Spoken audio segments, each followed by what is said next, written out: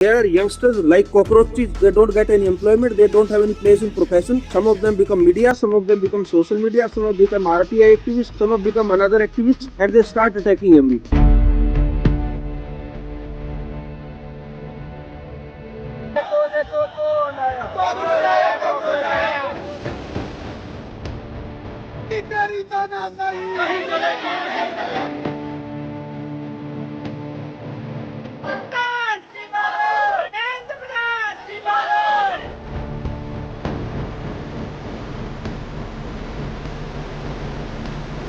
कभी कभी इतिहास किसी बड़े नेता से नहीं बल्कि आम लोगों के गुस्से से लिखा जाता है। एक मजाक के तौर पर सोशल मीडिया पर शुरू हुआ नाम कॉकरोच जनता पार्टी यानी सीजेपी कुछ ही दिनों में लाखों युवाओं की आवाज बन गया।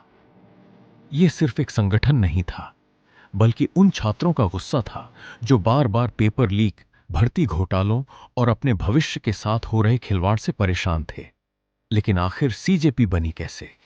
इसका आंदोलन इतना बड़ा कैसे हुआ कि देश के शिक्षा मंत्री को इस्तीफा देना पड़ा? और इसके बाद राजनीति किस दिशा में बढ़ी? यही है आज की कहानी। साल 2026। देश भर में प्रतियोगी परीक्षाओं को लेकर छात्रों का भरोसा लगातार टूट रहा था। पेपर लीक, परीक्षा रद्द होने और अनिश्चित भविष्य ने युवाओं में गहरा आक्रोश पैदा कर दिया। इसी दौरान सोशल मीडिया पर एक नाम तेजी से वायरल हुआ, कॉकरोच जनता पार्टी। कॉकरोच इसलिए क्योंकि यह उस जज्बे का प्रतीक बना कि चाहे कितनी भी मुश्किलें आईं, छात्र हार नहीं मानेंगे। धीरे धीरे मीम्स आंदोलन में बदले और आंदोलन सड़कों पर उतर आया। दिल्ली का जंतर मंतर, हजारों छात्र एक मंच पर इकट्ठा हुए। उनकी मांग सिर्फ एक परीक्षा तक सीमित नहीं थी।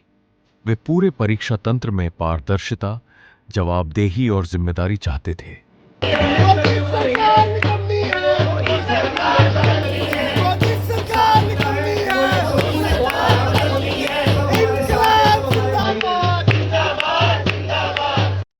कई सामाजिक कार्यकर्ता और विपक्षी नेता भी आंदोलन के समर्थन में आए। छात्रों का कहना था कि जब तक शिक्षा मंत्री जवाबदेही स्वीकार नहीं करेंगे, आंदोलन जारी रहेगा। देश भर के कई शहरों में प्रदर्शन हुए। सोशल मीडिया पर करोड़ों लोग इस आंदोलन से जुड़ने लगे। सीजेपी अब सिर्फ एक नाम नहीं रहा था, बल्कि युवाओं के गुस्से की पहचान बन चुका था। लगातार विरोध और बढ़ते राजनीतिक दबाव के बीच आखिरकार शिक्षा मंत्री धर्मेंद्र प्रधान ने अपने पद से इस्तीफा दे दिया। आंदोलन से जुड़े लोगों ने इसे अपनी सबसे बड़ी जीत बताया। सरकार ने परीक्षा प्रणाली में सुधार और भविष्य में ऐसी घटनाओं को रोकने के लिए नए कदम उठाने की घोषणा भी की। कई लोगों के लिए यह इस बात का प्रमाण था कि लोकतंत्र में जनता की आवाज अब भी असर रखती है। शिक्षा मंत्री के इस्तीफे के बाद देश की राजनीति का केंद्र बदलने लगा। इसी दौरान संसद में परिसीमन, डेलिमिटेशन से जुड़े मुद्दों पर चर्चा तेज हुई। राजनीतिक विश्लेषकों की अलग अलग राय सामने आई। कुछ का मानना था कि शिक्षा मंत्री के इस्तीफे के बाद सरकार के लिए अपने विधायी एजेंडे पर आगे बढ़ना आसान हुआ। वहीं दूसरे विश्लेषकों का कहना था कि सीजेपी आंदोलन ने युवाओं को राष्ट्रीय राजनीति में एक नई ताकत के रूप में स्थापित कर दिया और सरकार पर जवाबदेही का दबाव बढ़ाया। यह ध्यान रखना जरूरी है कि यह कहना कि परिसीमन का मुद्दा सीधे तौर पर किसी एक राजनीतिक दल के पक्ष में गया, एक राजनीतिक व्याख्या है, न कि स्थापित तथ्य। इस विषय पर अलग अलग दल और विशेषज्ञ अलग अलग मत रखते हैं। कॉकरोच जनता पार्टी ने यह दिखाया कि कभी कभी सबसे बड़े आंदोलन किसी राजनीतिक दल से नहीं, बल्कि आम युवाओं के असंतोष से जन्म लेते हैं। क्या सीजेपी भविष्य में एक स्थायी राजनीतिक ताकत बनेगी या सिर्फ एक ऐतिहासिक छात्र आंदोलन बनकर रह जाएगी?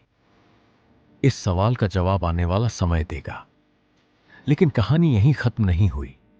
आंदोलन के दौरान प्रदर्शनकारियों को यह भरोसा दिलाया गया था कि शांतिपूर्ण प्रदर्शन में शामिल छात्रों के खिलाफ कोई एफआईआर दर्ज नहीं की जाएगी। इससे कई छात्रों को उम्मीद जगी कि उनकी आवाज को सुना जाएगा, न कि उन्हें निशाना बनाया जाएगा। हालांकि बाद में कई छात्र संगठनों और आंदोलन से जुड़े लोगों ने आरोप लगाया कि कुछ प्रदर्शनकारियों पर एफआईआर दर्ज की गई और उनके खिलाफ कानूनी कार्रवाई की गई। इन आरोपों ने एक बार फिर बहस छेड़ दी कि क्या आंदोलन के दौरान किए गए सभी वादे पूरी तरह निभाए गए। इसी बीच देश की राजनीति का केंद्र भी बदलने लगा। संसद में परिसीमन, डेलिमिटेशन जैसे बड़े मुद्दों पर चर्चा तेज हो गई और राष्ट्रीय बहस का फोकस धीरे धीरे छात्र आंदोलन से हटकर अन्य राजनीतिक विषयों की ओर बढ़ गया। कुछ राजनीतिक विश्लेषकों का मानना है कि इससे सरकार को अपने व्यापक विधायी एजेंडे पर आगे बढ़ने का अवसर मिला, जबकि दूसरी ओर छात्र संगठनों का कहना था कि उनके कई मूल मुद्दे अब भी अधूरे हैं। यही वजह है कि आज भी कई छात्र मानते हैं कि यह आंदोलन सिर्फ एक मंत्री के इस्तीफे तक सीमित नहीं था, बल्कि यह शिक्षा व्यवस्था में जवाबदेही और पारदर्शिता की लंबी लड़ाई का एक अहम पड़ाव था।